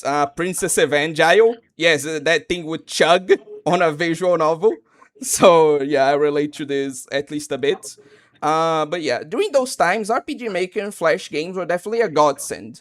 So much so that I continue to play them for pretty much all my life, even after getting a better PC, which is something I do to this day. To this day, I still stream and do plan on doing so even more in the future, like RPG Maker games. I still have a lot of interesting ones that I definitely like to share with people. I'm also very happy to hear that you were able to leave your job and live off of commissions. Don't think it's at all an exaggeration to say that both hearing about your success story like this is deeply inspirational, both for me and I'm sure for many others as well.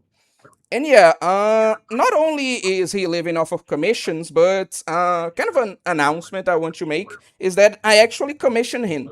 Like I commissioned, it was my first ever art commission. Commissioned Sumika to draw my emotes. I've been monetized for a while now, but I didn't have any emotes, so at the behest of a fish, I decided to commission Sumika for them. So yeah, we are actually going to have Sumika art on the channel soon. Look forward. But yeah, do you have something to add to this? Do you have something you like to say? Well, both of you. Do you have something you would like to say about this answer specifically? No. No. Okay, so let's move on. Okay. That said, you're developing quite a few games from what I've seen. Can you list it? Can you list and give a brief summary of all the ones you're currently working on? Yeah, I'm working on a lot of projects right now, so I will try to go through each one briefly.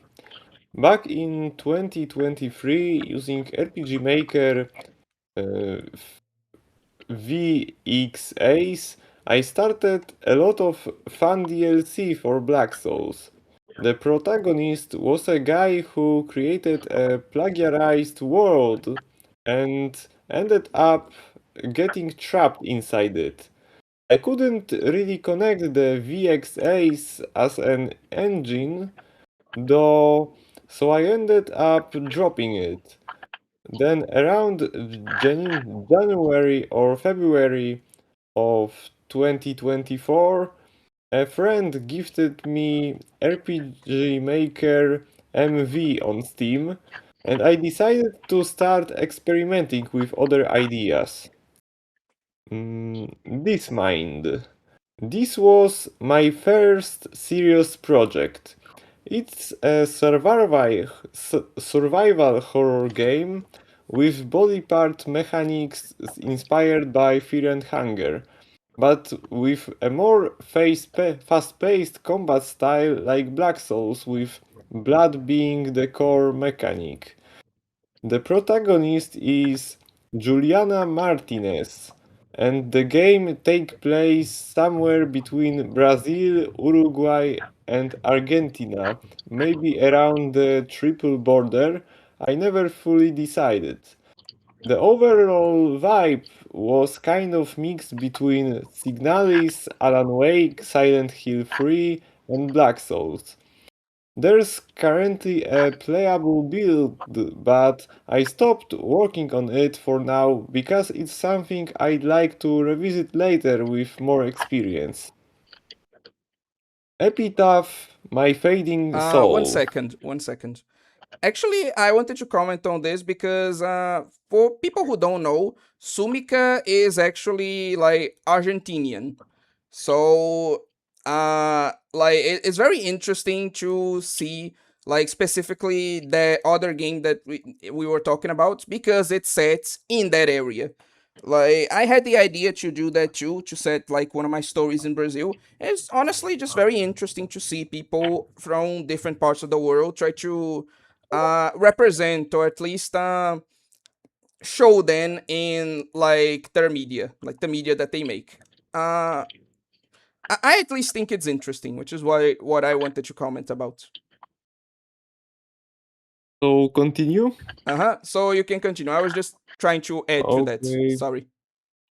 Epitaph, My Fading Soul.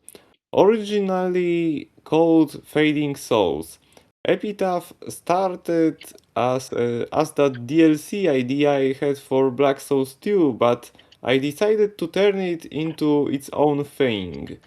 The protagonist is a frustrated, widowed writer. He and his wife used to be a highly acclaimed literary duo, but she passed away from a degenerative illness after suffering a lot near the end. He was left alone, and even though he tried to keep writing, he was heavily criticized for losing his originality. The truth is, he always copied ideas he liked, but his wife was the one who gave them the twist that made them special. Now, living alone and depressed, barely leaving his house, one night he sees a strange shooting star and wishes for his wife to come back so he can regain his fame. But things go wrong. His story start coming to life and the world slowly begins to rewrite itself. One of the villains from his last book, the aggressor, becomes real by taking over his best friend's body and kills him. But he doesn't disappear. He comes back just without his colors and his voice. Since all his works have come to life, his wife must be out there too, because the main character of his last novel was based on her. So he sets out to find her. It's a game heavily inspired by a lot of things I love. Answer in Corpseland. This started as a way to give my followers something more classic Black Souls like. The idea escalated pretty quickly and development moved forward well, but right now it's in a bit of a complicated state. Hansel is a boy who lives with his sister Gretel. He was adopted a few years ago, but they look almost like twins. One night, they discover their parents have sold their other children and their next, so they decided to escape.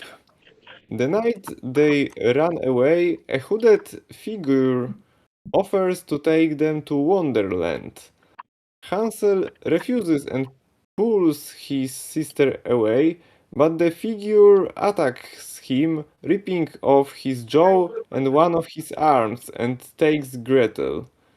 Hansel is left in a state of endless suffering where he can die until a voice reaches him, eases his pain, and offers him a deal. She will give him the power to get his sister back, but in return, he has to destroy all of Wonderland.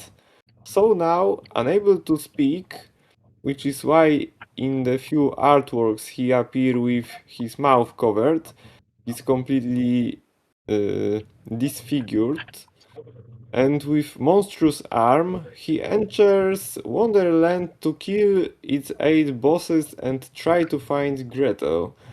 The problem is, once he's there, he starts seeing multiple versions of her, and he has to figure out which one is the real Gretel and why there are so many copies in the first place. Pause a bit. So essentially, Gretel is his Alice, is what this means. Gretel from Hansel and Gretel. Uh, Hansel and Gretel, yeah. we're talking about like Sumika, which is like Black Souls inspired artist. And like Um, it's pretty clear that for this game story specifically, that like he based it on her portrayal in Black Souls, you know? And I think I'm going to get to this in the like in the answer I wrote, but it's very interesting to me the themes of body horror and like the loss of voice in his games, because you can see that. I think you will be able to see that in a lot of them that are coming up. That a lot of them feature these themes, and it's just very interesting to see that, to notice just by what an author makes, what are some of the themes he is most interested in, some of the things that he likes most or that he finds most interesting, etc. Uh, but what do you guys think about these themes? What from the games listed now? What do you think about the games that he's making? It's really cool. As, you know, well, I have only listened to a little bit of it, but the part about his characters coming to life and Mhm. him being given the faint hope that his wife may have come back to life from that is it's an interesting angle, Mhm. got to say. Yep. Um. And it's very interesting too because of the way he implements that. Because like he hasn't released any of these games yet. There are works in progress outside the demo that we mentioned before. But he's very talented, and he's using the RPG Maker engine to the best of its abilities. Because like the combat, if you like go to not only the demo but like a lot of the demonstration that he puts on his Twitter of his other games, uh, has a lot of like mechanical depth and animations, because he like obviously is an artist that play during certain attacks. And I'm not talking about the standard like RPG Maker animation. No, it's custom made animations, a lot of times featuring the characters' portraits. If you've ever seen like those all out attacks of like Persona, you can like picture that, but obviously more contained, less like exaggerated to fit more the tone. It's very cool. Yeah, I see it. Did you see some of these posts in Ludity? I did. Yeah, I was looking up his Twitter, and yeah, I was like, this is definitely the game I was seeing. Mm-hmm. Okay, you can continue, Kodokunasu. Just that I felt the need to interrupt a bit, so there could be a bit more interactivity in the stream, because that answer is quite long. But you can continue. Hmm. Ansel never came home. Originally, this was meant to be Chapter 0 of Corpse Land, telling the story of Gretel's older brother, the original Hansel. But the idea evolved into a full game, and right now it's going through a massive rework. Ansel is a teenager living with his parents and his 5-year-old sister Gretel. He takes care of a lot of things at home and looks after her with a lot of love. One night he overhears his mother. She is terminally ill. His parents decided to sell him to a witch who's been giving them rejuvenation potions for years in exchange for their children. They have been doing this for over 100 years. He's not the first Hansel, and his sister isn't the first Gretel.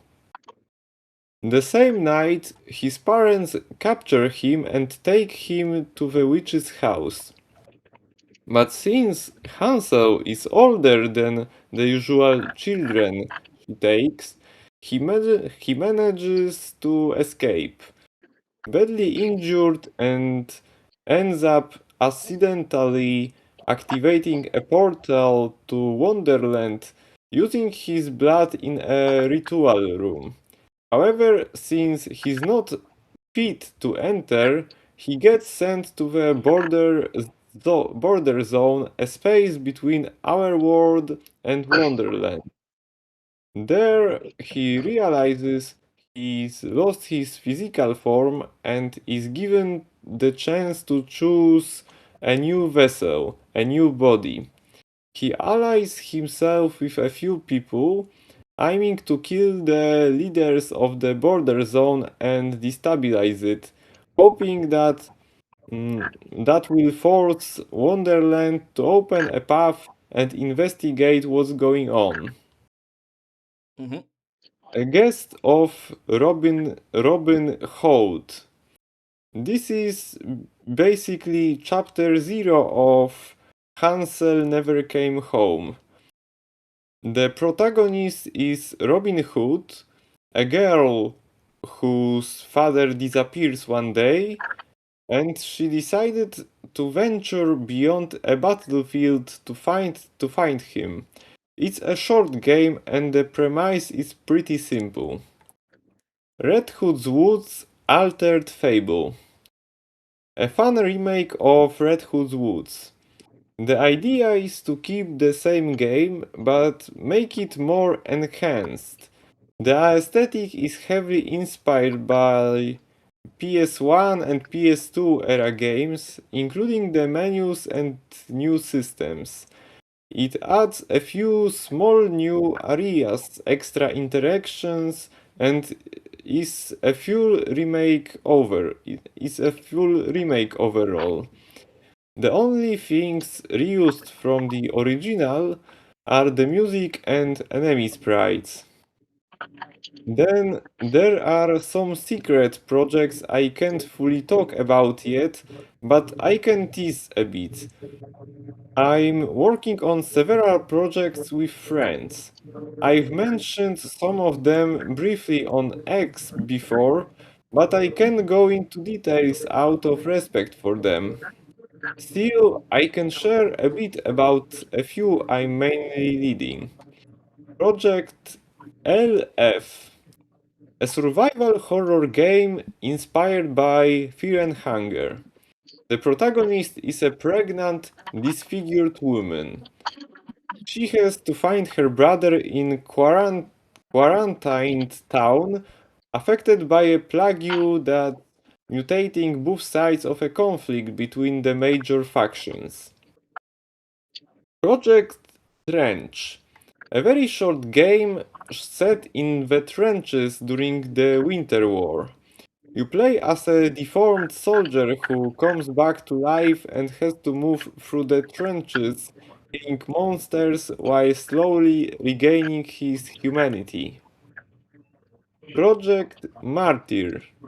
This is the project I've been teasing recently. It's kind of a foundation for LF, featuring Fear and Hunger style mechanics, combat inspired by Darkest Dungeon, and a somewhat unique inventory system. Okay. And it's your part away. Mm-hmm. Uh, Interesting. Personally, I really like the frequent themes you employ of body disfigurement and the loss of voice. I'm really looking forward to seeing how those will be specifically implemented, especially the loss of voice, since not only is that a great way to justify a silent protagonist, but also a theme with great potential for symbolism, especially in the particular stories you plan to feature it in. Though, you really do make your inspirations exceedingly obvious. I'd be very surprised if someone managed to miss the elements and story beats obviously inspired by the games you like, especially in the case of Silent Hill 2 and Alan Wake for Epitaph, and Black Souls for Hansel Never Came Home slash Hansel in Corpse Land. Themes of repeating cycles and distorted wonderlands, disfigured slash formless protagonists obsessively chasing after little girls with various versions of themselves, like their wives in a gacha game, etc. So yeah, just very. He's working on a lot of stuff, and I don't know if I will be like addressing this, but just like to make sure I'll be addressing this right now. He is definitely someone who spreads himself a bit too thin. Like he's doing all these games, like he's working on all of them at the same time. As you can see if you go to his Twitter, and he's doing commissions. So that's why none of these games have come out. Like all of them are on like 30 to like 50% completion according to him, and like it's going to take a while for any of them to come out, and when they do you probably start to see them come out like within I like to say months of each other. Like you finally see like Hansel in Corpse Land come out, and then a few months later you see like a guest of Robin Hood, and then because he is legitimately working on all of these at the same time, which is kind of crazy to me. But yeah, what do you guys think? I think that point about his workload is impressive. Mm, And Mm-hmm. really says something. You're able to jumble all those projects at the same time. mm. Mm-hmm. Is any of those games available anywhere? He said that No, dear. uh he said that whenever those games are available, because none of them are done yet, you know. But whenever they are, he's going to One, make two, like three, itch.io pages for them. 5, 6, 7, You know? 8. Because There this is is already 10 titles Mm-hmm. and none of them are available. No, none of them are available because, like I said, he's working on a lot of things at the same time. And while impressive, I don't know. Maybe it's not my place to say this, but I just think if he focused on a bit, he could get each project done a lot faster. Given that, yeah, he is a very like talented guy and like a very talented artist who, if he kind of focused a bit, he could maybe make these like more consistently instead of having nothing released at this point. But then again, that's quite rich coming from me of all people. So just don't read too much into that that comment. What I is would his like to I would like to mention Hmm. there is a there is a demo for Red Hood's Woods Altered Fable Yes, in we were his talking about itch.io. it. Like there's like the only one of these games that like you can play at this point is a demo from like the remake, you know? Yes. Okay. Should we continue then? Yes, let's continue. Okay, perfect. Further on, okay? if I understand this correctly, you're currently remaking Red Hood's Woods. You what we were talking about before. Toro's infamous first game, and plan to do the same with the first Black Souls in the future if possible. What inspired you to want to remake those games in the first place? Yeah, I'm working on it with a few friends. I'm in charge of basically everything and the regular CGs, while they handle the HCGs. Progress has been a bit slow since they're bossy, and I've also been changing some ideas along the way. But it will definitely be done this year, no doubt about that. What I really want is to make something unique. I want to feel like a remake but still have my own personal touch. Originally, I planned to include two different storylines, but I decided to scrap that idea. Instead, it will follow the base game's story, but each mirror world we'll have a small extra area with some little Easter eggs. I also wanted to expand Red Hood's interactions with the world and with Poro. As for Black Souls 1, I actually helped for a while on a project that aimed to remake it, but the team ended up falling apart. I'd still like to be part of remake someday, but not as a solo project. I'd probably just focus on making maps and leave the rest to the others. I might do a small early proof of concept at some point just to see how it feels, but doing a full remake on my own, I highly doubt it.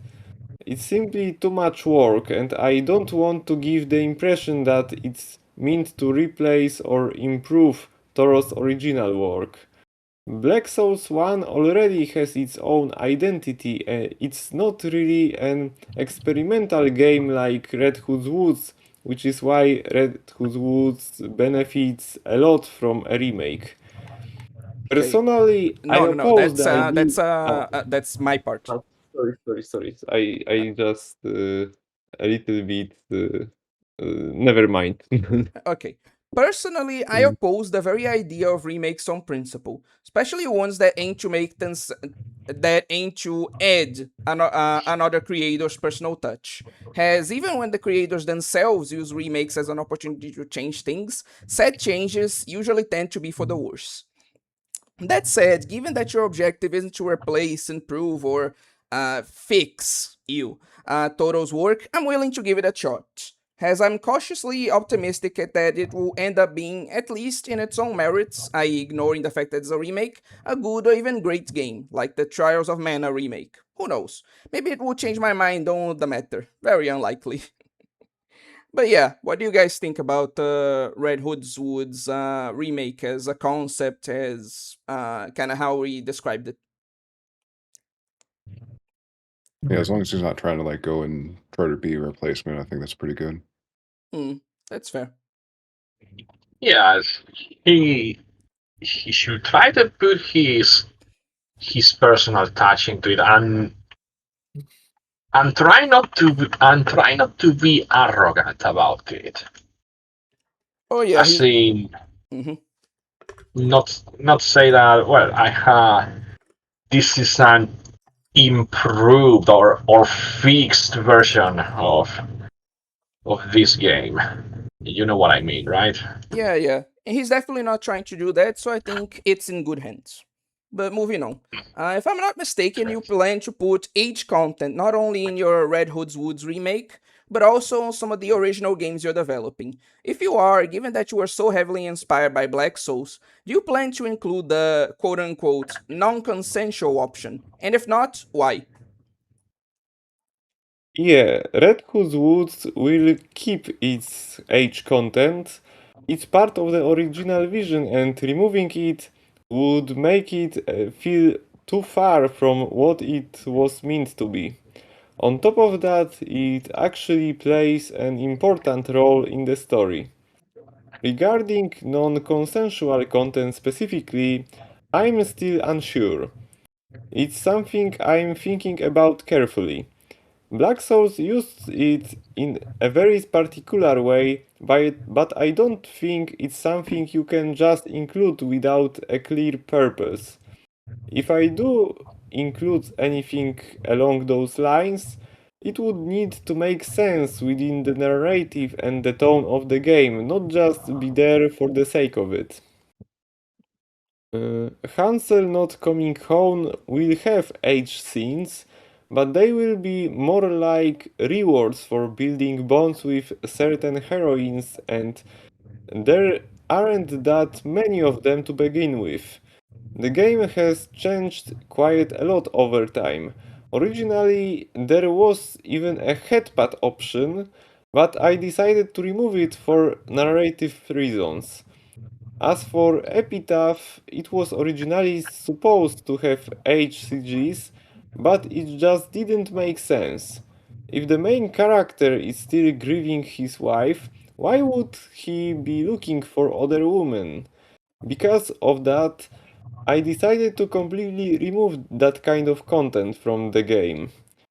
On the other hand, Hansel in Corpseland will include that style of content. Maybe not to the same extreme level as Black Souls, but there will still be scenes tied to things like defeating certain bosses, losing, and similar situations. Okay. Nice. Even though I'm not a fan of this style of content, I think it's very good to know that as someone developing games heavily. Sorry. I think it's very good to know that as someone developing games heavily inspired by Black Souls, you're neither shying away from that style of content nor just including it mindlessly. I hope this doesn't sound condescending, as that's not my intent, but I really wish more dark H game developers were like you. So, anything you all would like to add? No? Okay, continuing on.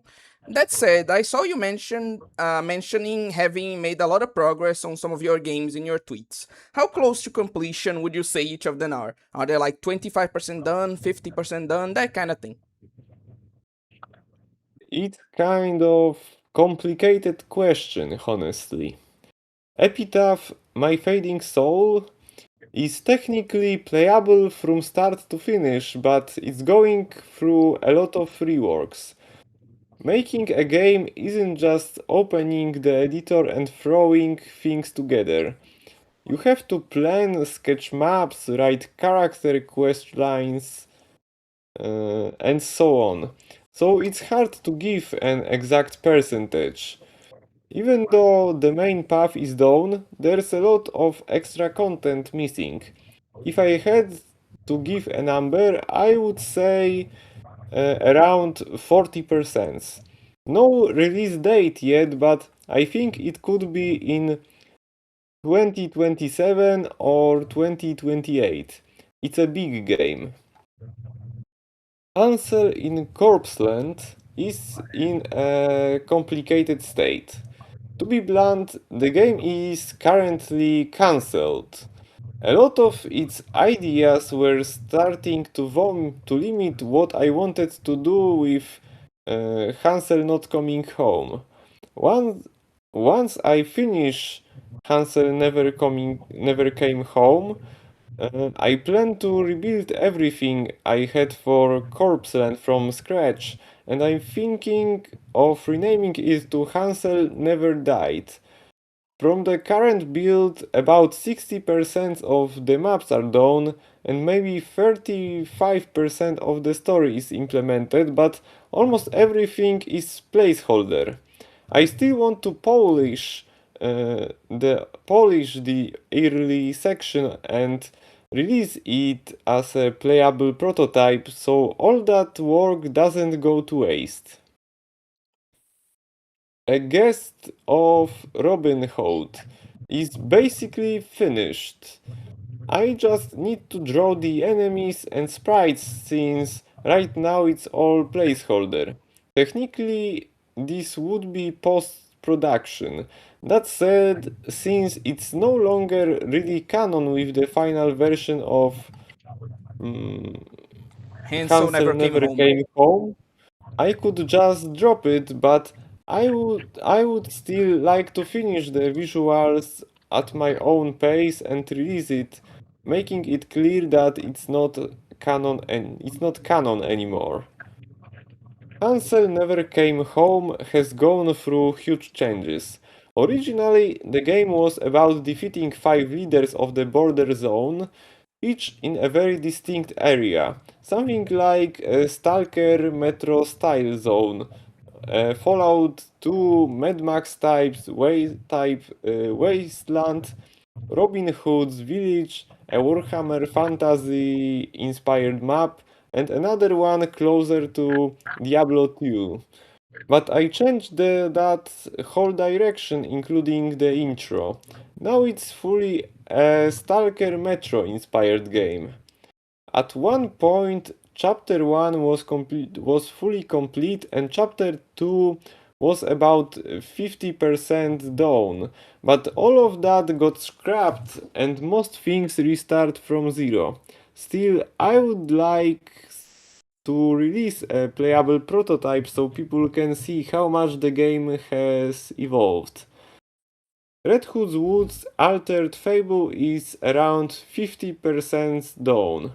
There hasn't been a ton of recent progress, but most of the maps and systems are already in place. As for the secret projects, they are all in very early stages. Although one of them already has its maps and systems fully completed. Honestly, the fact that you want to change the title of Hansel and Corpse Land to Hansel Never Died is already a huge hint in terms of the changes you probably want to make. Though, while completely understandable, I have to admit that it's a bit disheartening to know that I'll still have to wait quite a few years to see if my schizoid theories are confirmed or not. So, what do you guys think about this guy's like workflow of how he manages things, etc.? Mm. I think he does a very good job. I mean, given that how scattered a project like this can be. Hmm, fair, fair. I I have the feeling that he changes his mind about things a little bit too much. Hmm. Yeah, that's definitely a problem because, we mentioned before, it ends up with like him scrapping a lot of progress that could have helped at least one or other game to already be out. Again, like in Ludity said, it's very impressive to be managing uh, not only one but various projects like these. Uh, but I definitely think that he should have, again, just my opinion, like he lives his life, but I definitely think he would benefit from having a bit more focus and like planning on his projects. But moving on. On another note though, what slash who inspired you to start drawing slash developing games? Are you self-taught or did you have one or more teachers?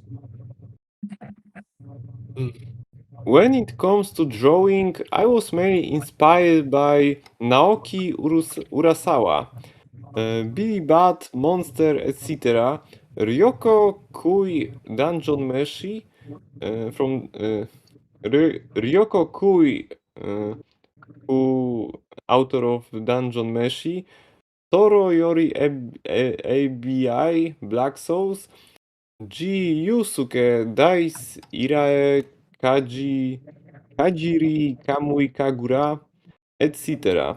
And Masakazu Katsura, Zetman, etc. You can probably see a bit of all of them in what I do. Toro was my starting point when I was began drawing. Urusawa is my main reference for how I draw male characters nowadays. Katsura helped me a lot with proportions. Yusuke with character design, and Ryoko Kui with smaller details, especially the way she draws noses. I really love that.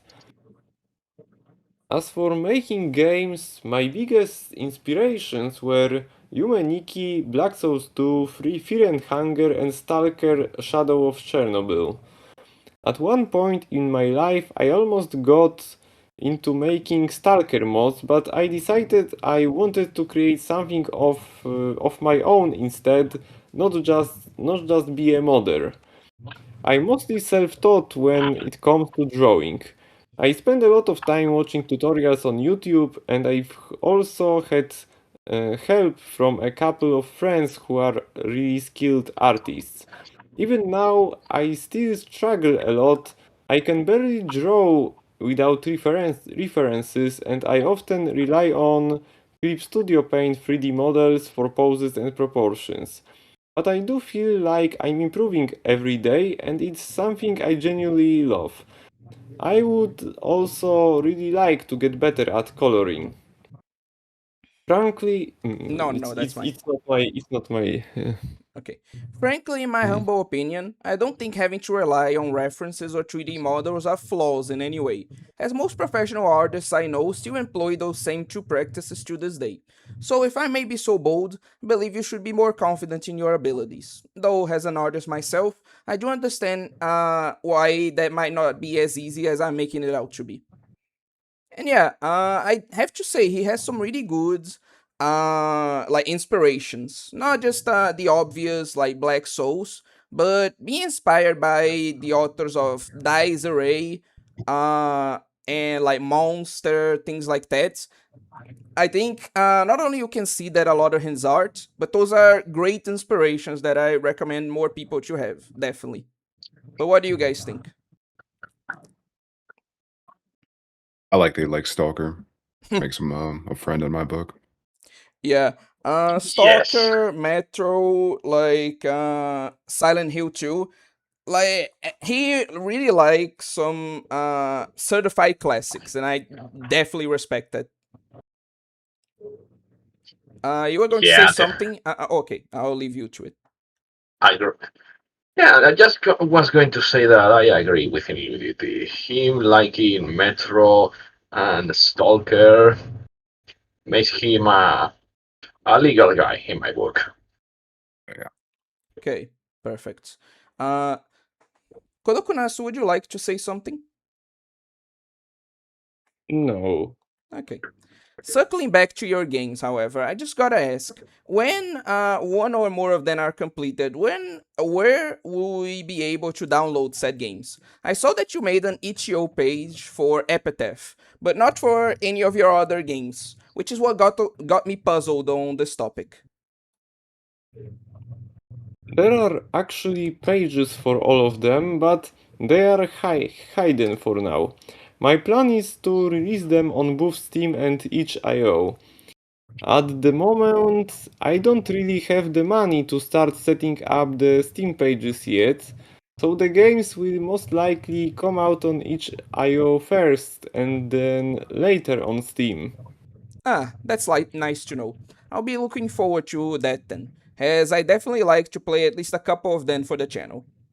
Uh, Finally, is there anything else you'd like to tell the audience before we finish this interview? First of all, thank you so much for giving me this space. I really appreciate it. And to anyone out there, if you have ideas or dreams, just go for it. You lose nothing by trying.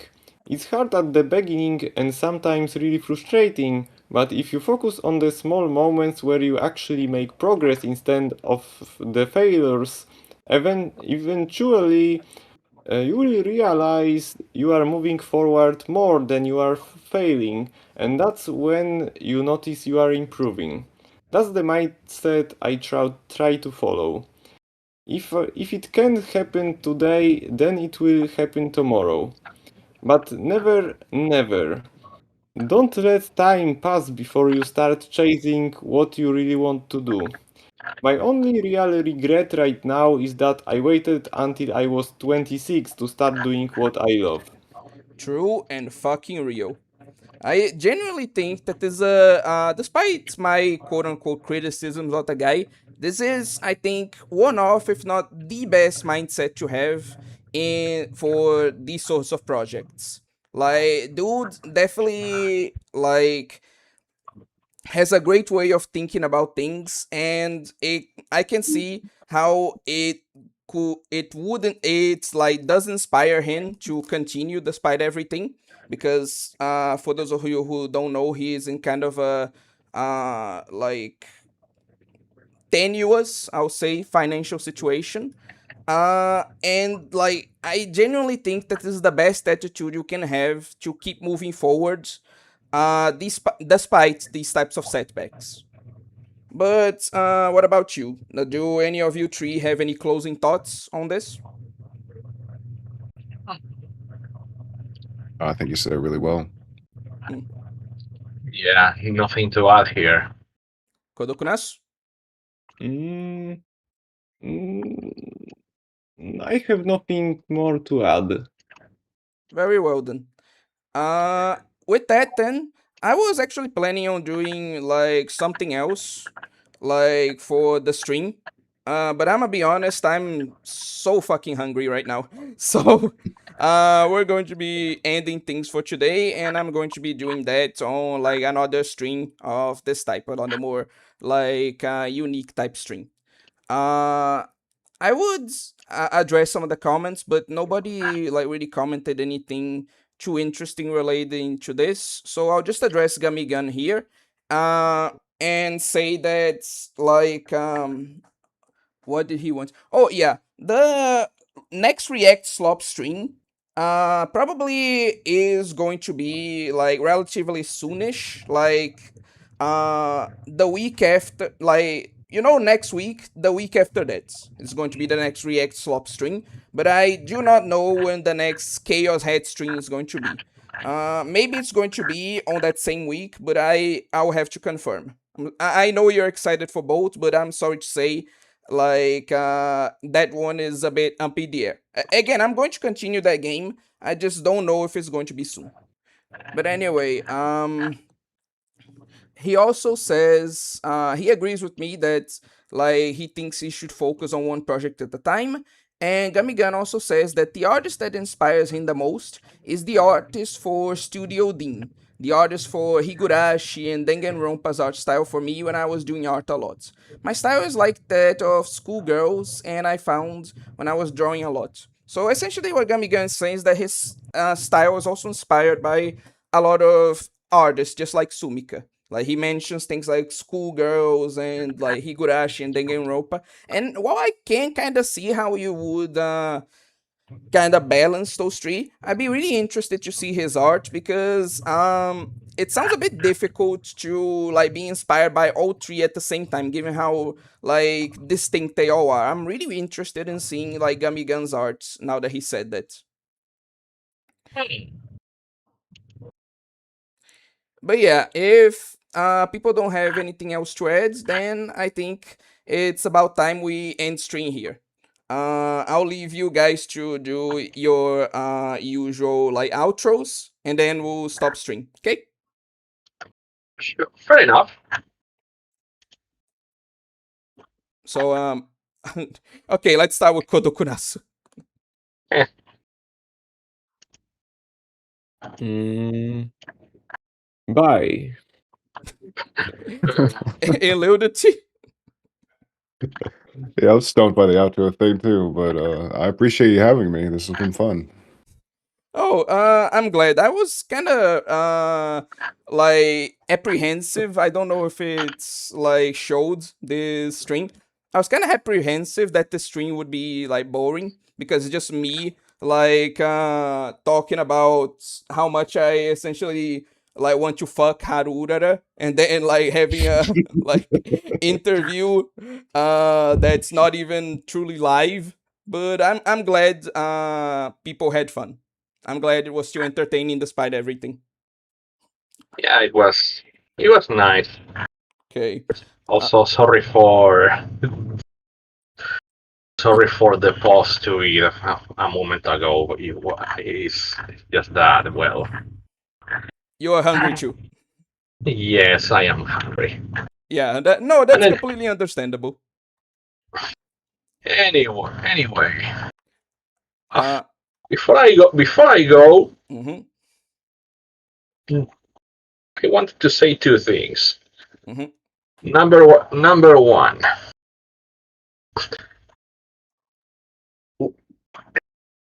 No, actually, I just want to say one because I don't remember the first one.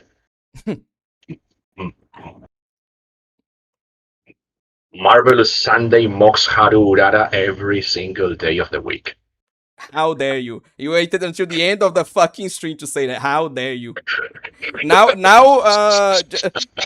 just so that the other people understand, like, I'm going to need you to post later, like, Harura, no, not Harura, like, marvelous Sunday art on like the Discord, so that people can decide. I can definitely like say that Kodokunasu will definitely not agree with you on that. Okay. Challenge accepted. Okay. Let's see you prove your point in the Discord later. Yes. Okay. For now, Oh, I'm going to like do you want to do your usual outro or should yeah. I just okay. Yes. Then you My do name has that. been Okay, and then my name has been Regios Renhag, and if fate wills it, we'll meet again. Ciao. okay, bye everyone.